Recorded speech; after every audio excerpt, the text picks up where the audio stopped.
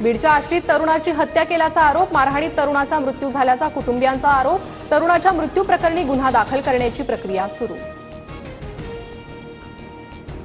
आष्टीतील हत्येच्या घटनेचे फोटो संतोष देशमुखांसारखेच अंजली दमानी यांचा आरोप, तर फक्त एकदा बीडला गेलेले अजित पवार कसले पालकमंत्री, दमानी यांची अजित पवारांवर देखील टीका। विधान परिषद पोटनिवडणुकीसाठी भाजपचे 3 उमेदवार निश्चित, संदीप जोशी, संजय केनेकर आणि दादाराव केचेंना उमेदवारी, भाजपकडून सामाजिक समतोल राखण्याचा प्रयत्न।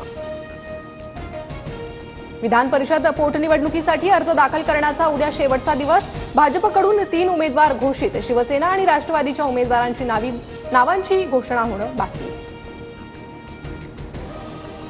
अजित पवारांच्या उपस्थितीत आज मुंबईत महत्त्वाची बैठक, विधान परिषदेच्या एका जागेसाठी दादांच्या राष्ट्रवादीत 75 इच्छुकांचे अर्ज, तर जिशान सिद्दीकी, संजय दौंड, उमेश पाटील यांची नावं आघाडीवर।